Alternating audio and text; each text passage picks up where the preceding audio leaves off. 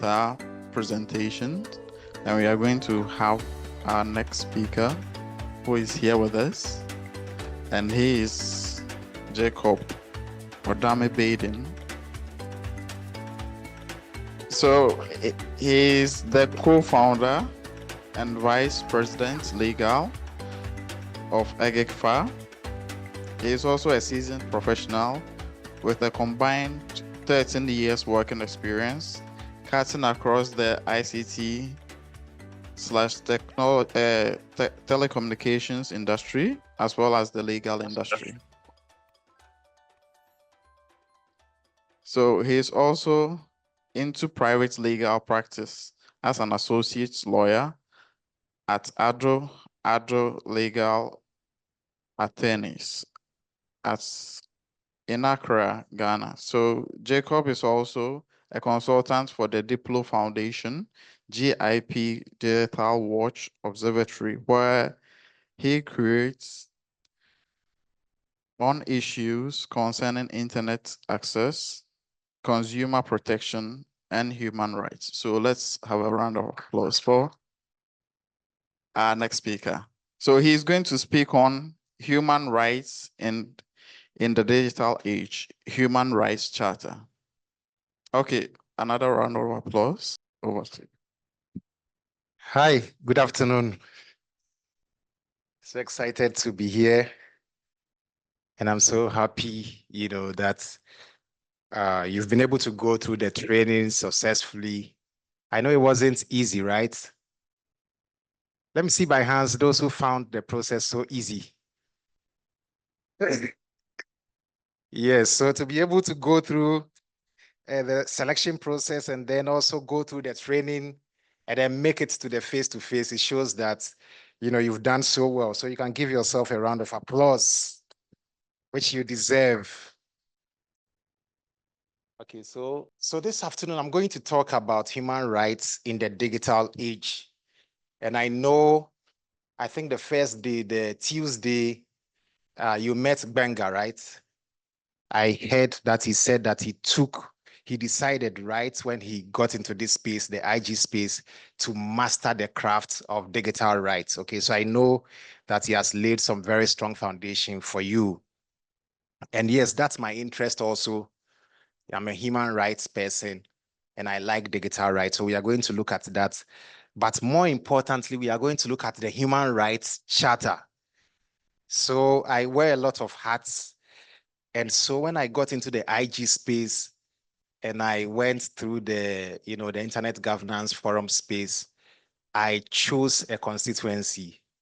And that is the constituency that deals with human rights online.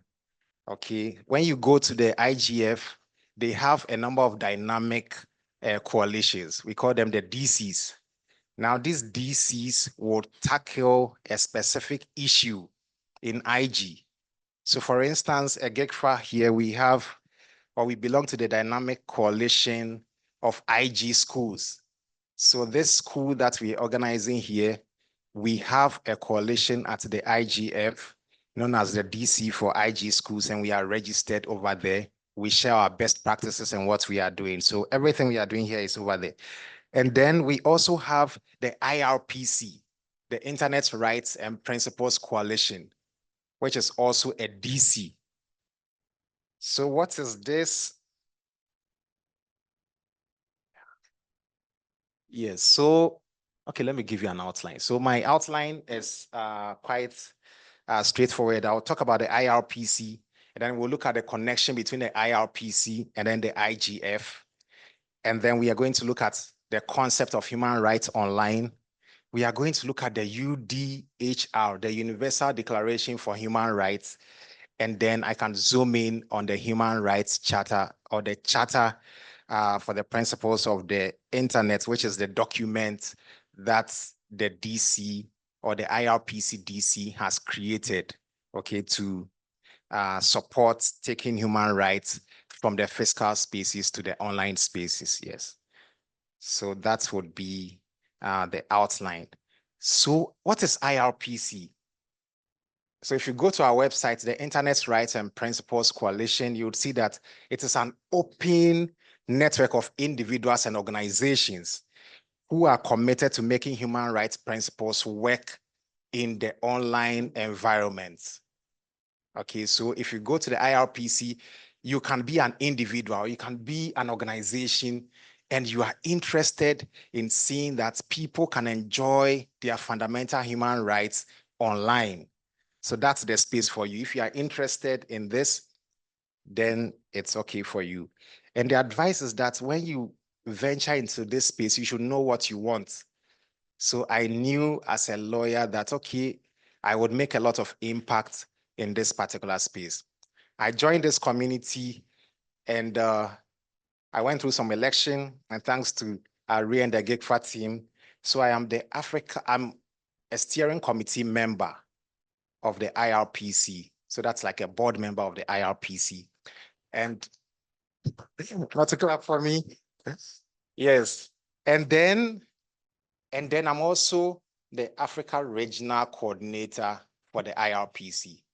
So as part of my responsibility, I need to be able to promote the work of the IRPC. And I think this year is my last term. I've been doing this for like the past 4 years, so every year in this meeting, I try to do the advocacy work. Okay, so not just to fulfill that, but also to, it's an opportunity for us to learn. Okay, so we talked about what? An open network of individuals. So we need to look at the link between the IRPC and then the UNIGF. You know the concept of the multi-stakeholderism, right? Yes. So people from different, background, different interest group, government, businesses, and then civil society, coming together annually to work on topical, issues and discuss these issues around the internet. Okay. And then you've seen this definition for IG, which is the rules, the policies, the standards, the practices, and all that, okay, on the use of the internet. Okay, so we need to understand that when it comes to IRPC also, we have people, different interest groups, but they are passionate and know that this is the area they want to go into. They are passionate about human rights. Okay. And then let's look at human rights and principles for the online environment. When we talk about human rights, first and foremost, it's anchored in international law. And if we say it's anchored in international law, this is law that applies everywhere. It's global in nature. Okay, for example, the rights to live in Ghana, it's the same as the rights to live in the US. Okay, so that's international law. And then also, we look at principles. So principles, for example, when you come into the internet space, what makes the internet work is a set of principles like openness, like interconnectedness, like end-to-end, no restriction, no control. So all those are principles. So when it comes to human rights also, you need to have a set of agreed principles, documented and coded. Okay. And then we look at the online environment. The main interest here is that if there exists human rights, we know that the world is moving digital. In 1948 or before, maybe people could envision, because now when you look back, you could see that what they laid, the foundation they laid, it's as if they knew that we will come into a time like this. Okay, but today, can we ensure that as we're living our lives online, the human rights principles that exist can work online? So that's something that we need to consider. And that's something that we are championing. So if you are interested, that will be your course also. Yes. So why the importance of advocating for human rights online? Why should we advocate for human rights online? It's because we have a lot of issues today. One, our lives have moved online. We know, I mean, even if you are not so engaged, we know that post-COVID-19, the world got disrupted. People who didn't know Zoom, the word Zoom or the company Zoom, got to know Zoom, right? And if you thought this is not for me, you have to work from home, for instance, for most workers. So you had to use some of these tools. So people who were a bit separated or not so connected are now forced to go online. And there are issues. So issues, for instance, of the digital divide. We looked at that yesterday. The haves and the have-nots. You have people who have access and those who do not have access. You have people who can afford, internet, and you have those who cannot afford. So it's a major issue.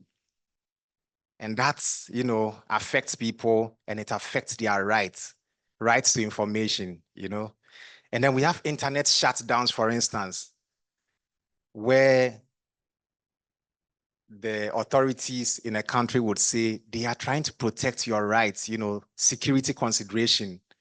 But at the same time, it also affects your right to access information, to share information, to be able to communicate and all, which affects your rights. And then we have online censorship, which is also an issue where your government is monitoring, your digital footprint, where you go, what you do, what you click, tracking you. It's an issue. And then you have discrimination. So in discrimination, for instance, like today, one of the major issues regarding AI is the issue of discrimination.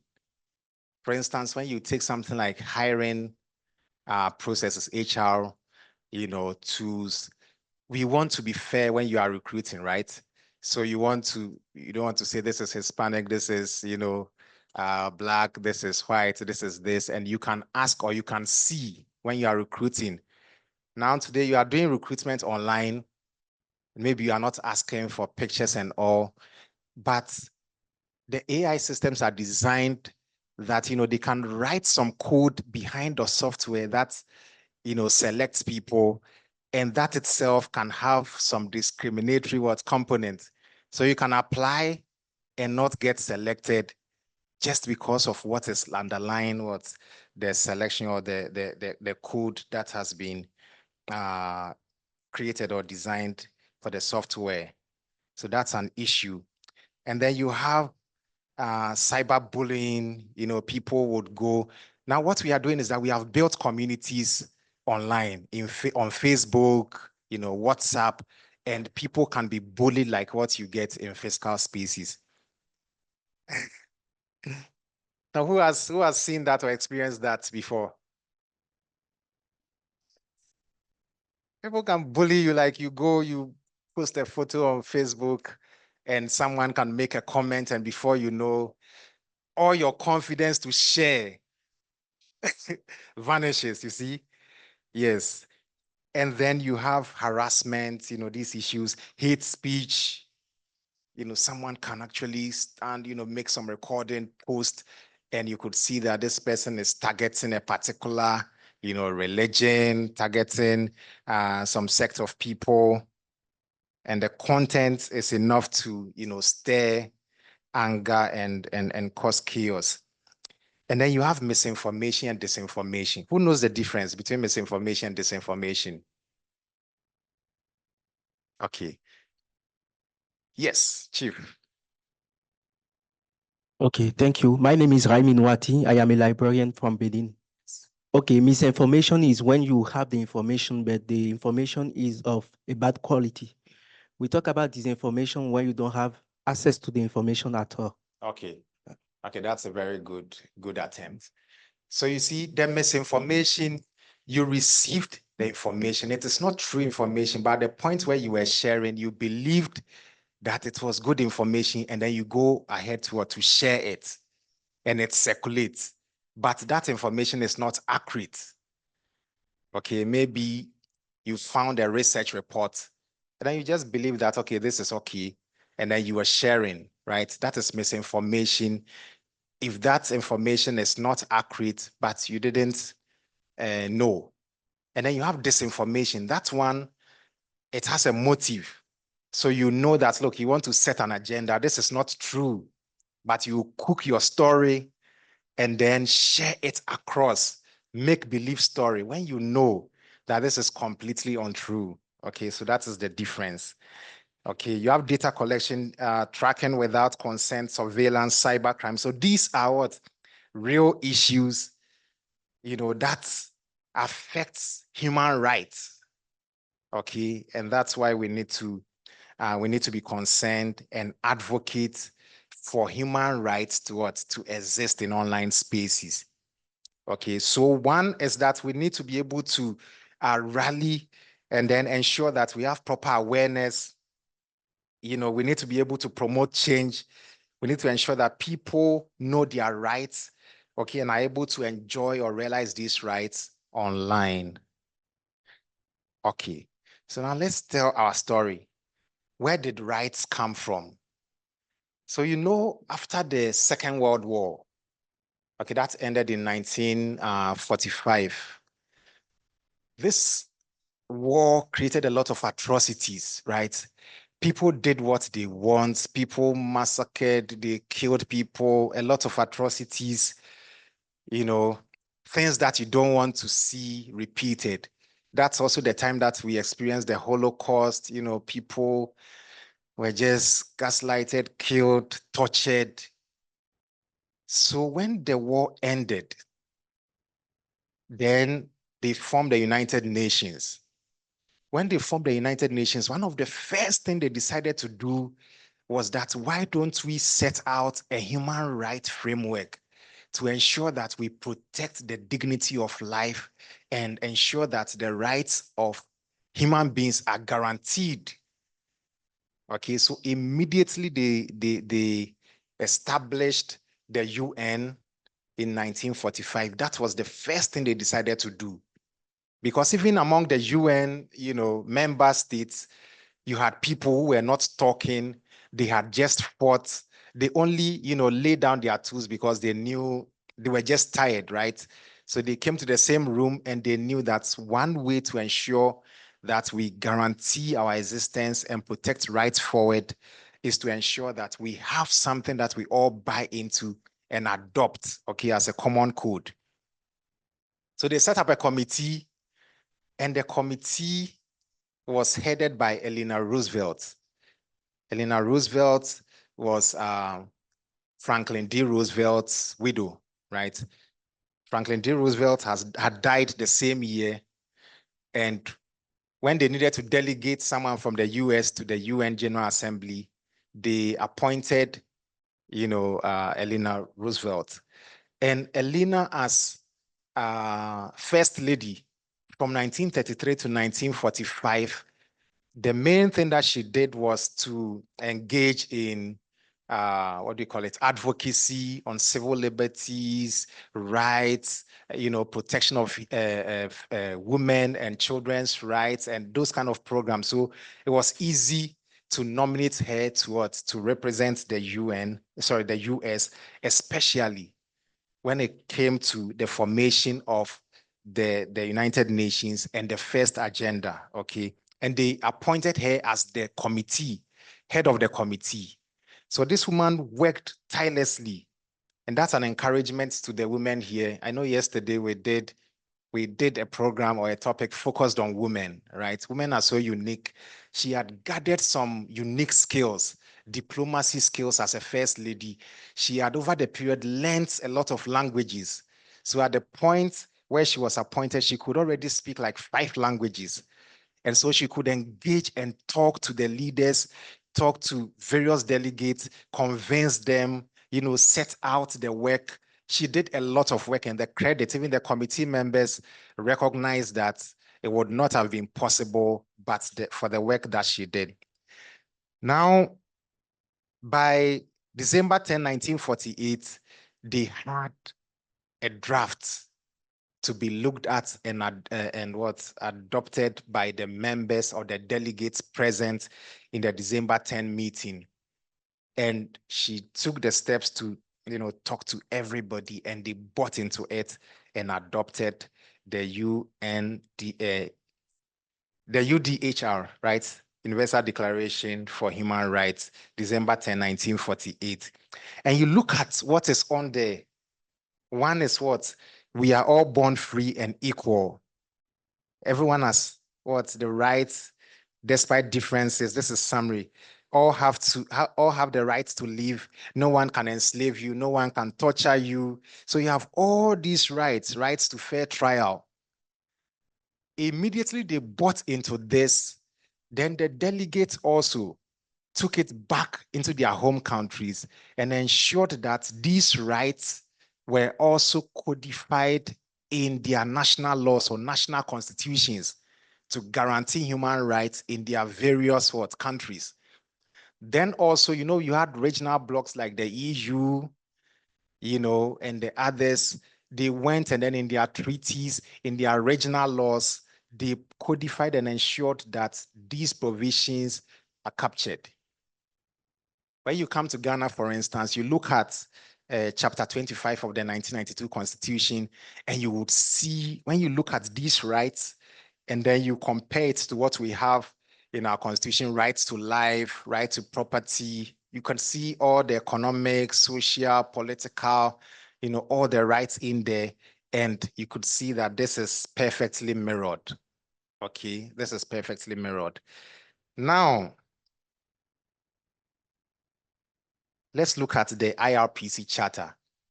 Now, the IRPC realized that, as people who are interested in ensuring that rights are enjoyed in online environments, they decided to set out a framework, a set of principles known as the Charter of Human Rights and Principles for the Internet. Because, technology, this whole internet stuff started somewhere, yes, back in the day, maybe in the 1950s, 1960s, we know about the ARPANET, and then the academic networks that were started in I think California and other places. But when it comes to mainstream, I think from the early 1990s, that's when the internet became mainstream. But we have these human rights laws, and then you have policy people, or let's say parliamentarians and people in the Senate who do not really know how to, marry these rights in the online spaces. So you needed an advocacy tool. Okay, so I say a comprehensive framework anchored in international human rights laws. These laws that are recognized as human rights laws that are accepted as international rights, okay, that are universal in nature. We needed to be able to ensure that these rights, we are able to codify them in a tool that people can easily use to introduce and recognize rights online. Okay, so it draws on the UDHR, and it is the outcome of collaborative work. For this document to be produced, you needed to, work individuals within the IRPC, organizations that are right-focused organizations had to meet and then contribute. And then the way documents get approved within the IGF, they would share with other dynamic coalitions, debate, talk about it, and then became a final document.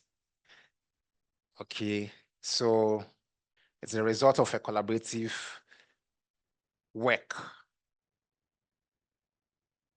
So what's the purpose of this charter? So we wanted a shared reference point. So you needed a two or one document where you can go to and understand and see the linkage between the rights and how they link online. Okay, it's also an authoritative document. It is a policy making and advocacy tool for promoting human rights-based internet governance processes. Okay, so if you want to advocate right now that, digital rights should be recognized, or something happens, let's say there's an internet shutdown and you want to be able to lobby, convince leaders, you need some documents that you can use for that advocacy. And that is what this document can do. Okay, so what was done was you look at the UDHR, rights. That's like 30 articles in that. And then in this charter, we've been able to codify, I think, 21 articles. And when you read the articles, you would see that they are basically linking how the rights, the individual rights in the UDHR can be applied in the online spaces. Now, to make it easy for people to follow and understand, these articles were reduced into 10 principles. Okay, and I've shared this document. I don't know whether God's Way you shared with. Yes, we've shared this document. So if you can open it, I think it will help you. So you can open it, and then I think the second page.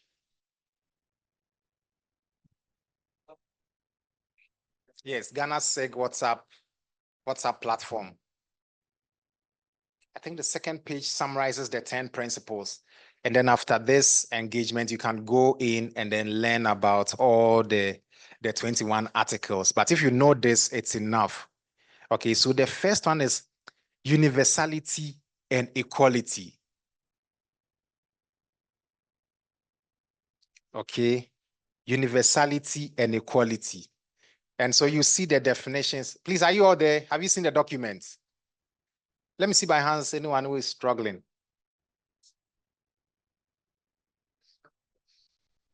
Last time I printed it, but this year I couldn't. So please follow. We are going digital, right? Paperless. Yes, so universality and equality. So I need some engagement here. What do you understand by universality and equality? Yes.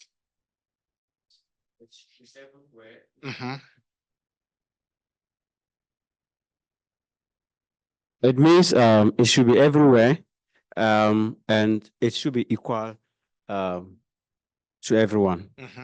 Yes. Human rights, by its definition as international law, is everywhere. It's universal. Okay, it's universal. So the rights to live, enjoy life, you are born free, and equality of dignity and what?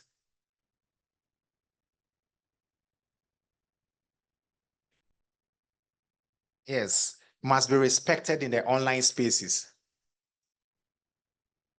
Okay, so it must be respected. These are rights that should be respected everywhere, including online environments. You should be able to fulfill and realize your rights in online environments. Okay, and then you have rights and social justice.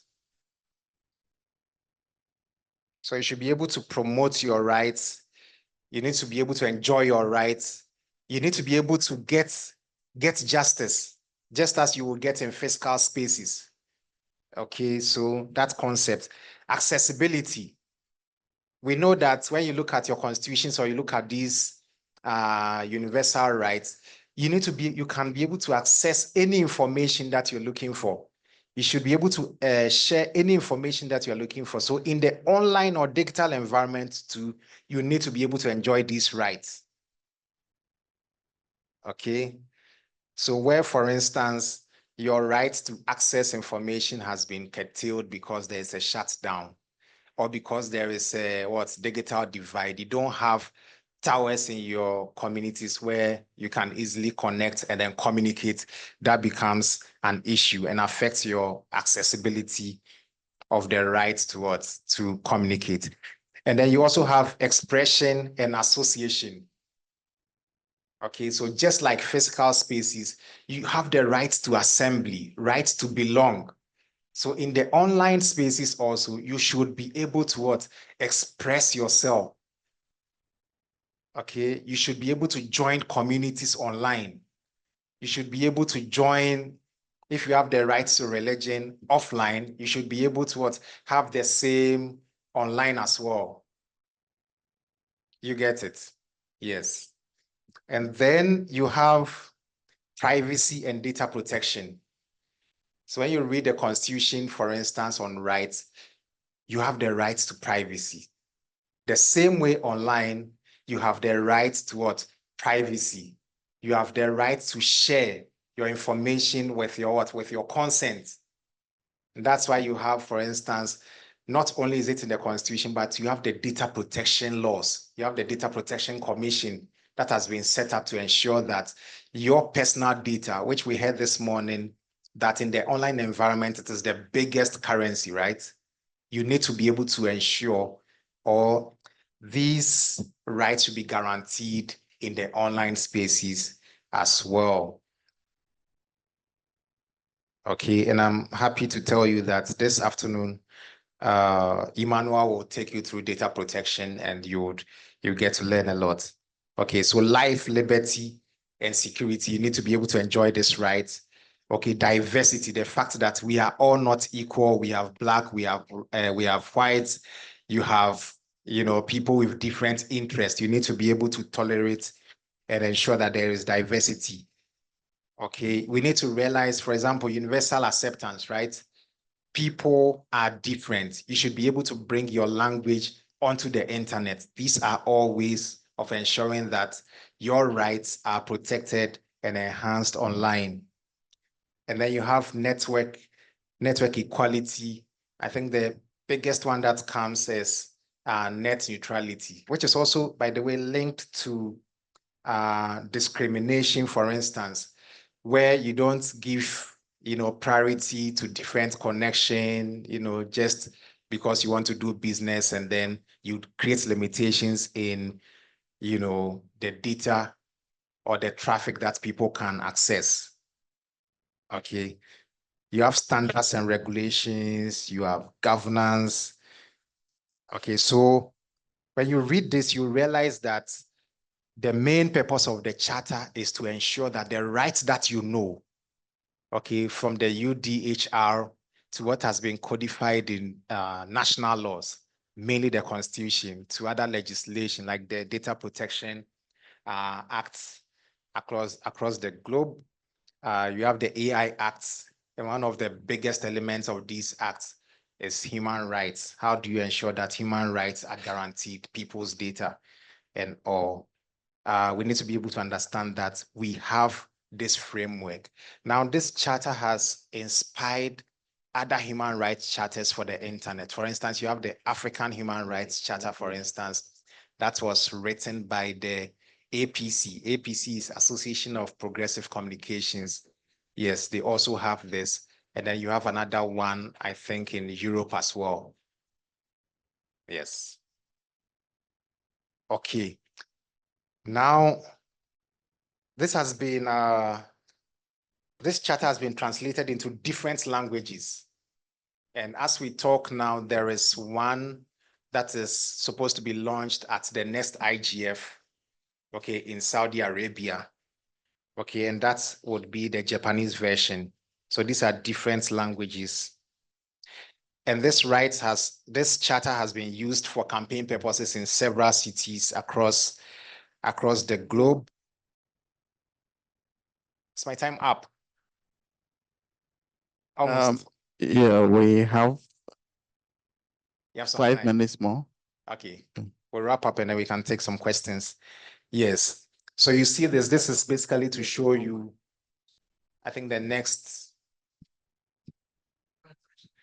slide to show you that this has been used. For instance, you had the Green Party MP in New Zealand. They used this document as a guide to introduce a bill on human rights and freedoms in New Zealand, for instance. Okay, and there's one also on the left corner, top corner. You have the IG MENA campaign. Okay, this was around the time that about the Arab Spring and all those things, and the governments were trying to limit people from assembling and campaigning and expressing themselves. And this was a campaign to actually draw awareness that, look, people should be able to enjoy their rights online. Yes, so these are just examples. Okay, so I have additional resources for you, and I'll share this with you. We'll see, for instance, under the UN, one of the biggest thing we are discussing right now that has not concluded is the Global Digital Compact. You know, you have the Secretary General's roadmap for digital cooperation and other documents that you can look at, rights, document videos, documentaries that you can look at and, you know, learn more. Yes. And I would like to encourage you to join the IRPC. It's so easy. You just go to Internet Rights and Principles .org. Okay, and then you can just click and join the mailing list and then start engaging and contributing. Yes, so thank you. And I'll take any questions that you would have. Thank you. Okay. Let's have a round of applause for Jacob. So we have, so how many? We have 3 questions. So the rest, you see him around. He is just at the back. So you can come and ask your question behind. Okay. So Seth, you are next. Thank you, Jacob. I have 2 questions. One, should internet providers be liable for online censorship? Why or why not? 2, should the internet be censored? Why or why not? Then the last question, can the internet be designed to prioritize human dignity and rights, or will it still continue to perpetuate existing power of imbalance, then increase social inequalities?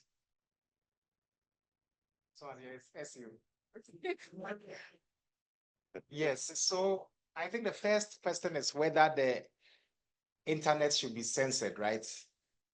Yes, and whether internet providers should be liable for online audience.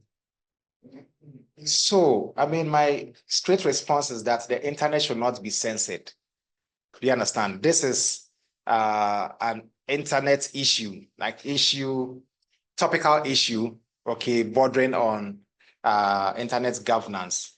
So the internet should not be censored, even though some countries are noted, you know, to be censoring, you know, the internet. And you can't do that. Don't censor them. Yes. What are the implications? Because we are now looking at regulations, people, because now 3-year-olds are working online. Mhm.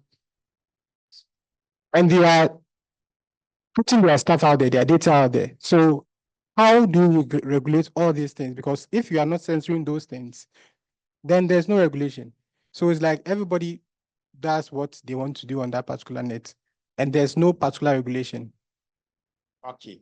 So the internet generally has grown and thrived based on a set of principles, right?